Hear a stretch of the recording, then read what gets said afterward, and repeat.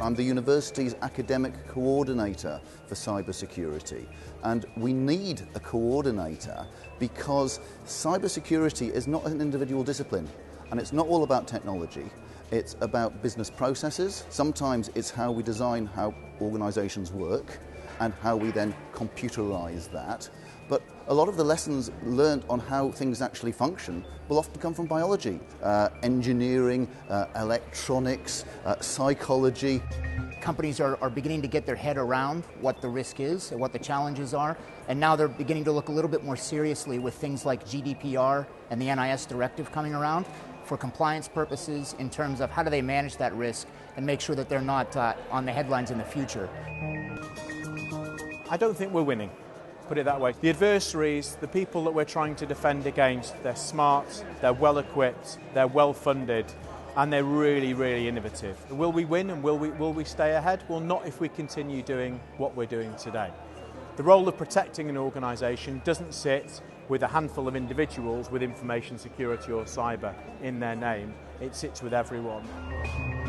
We should be worried about what's going on out there. However, we need to stop the FUD, which is the fear, uncertainty and doubt that's put out by a lot of the technology vendors. There are lots of things one can do to actually make yourself better prepared, fit for purpose. And that doesn't involve necessarily spending millions of pounds on technology. It involves a lot of education, awareness and training, because invariably one of the starting points for a hack is with people. According to IBM, 95% of all breaches have their genesis with the human action. The continued pace of innovation in the marketplace has actually led to a lot of confusion, quite honestly. There's fantastic technology out there today, highly innovative companies, but they're often coming up with niche solutions for very specific pockets of cybersecurity. So one of the things that we're encouraging a lot of our customers to think about is actually looking holistically across their business in technology, in people, and process, and what do we need to deploy to actually prevent successful cyber breaches in the future. It's about re-educating people as to what they do in the digital world. We wouldn't do some of the things we do in the digital world in the physical world. We wouldn't go up to people and say, do you want to be my friend? They need to be careful with other people's data while they're at work, but also when they're outside of work. I'm sure that you've heard of social engineering, and if you want to get to know somebody, you go and find out about them in their personal lives, and you use that to hop into their work environment and leverage that to then obviously find an easy way in.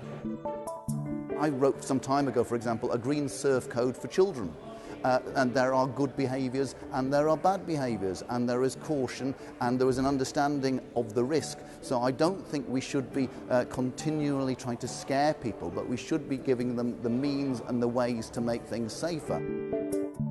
I'm not a doom monger or anything like that. I think more about the future of our digital society and the fact that we need to maintain trust in that digital society. It's not going away. We certainly welcome the new NCSC that's been founded and a focus on cybersecurity within the government, and the government's plan around defend, deter, and develop to bring up and educate that next generation of cybersecurity professionals so that we can, try and elevate ourselves out of this kind of morass that we're in right now.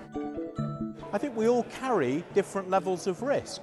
If I was to ask a few of my friends, how concerned are you around maybe diabetes or your health? Well, my friend who runs every morning, he's fit, he's healthy, so he's probably less concerned.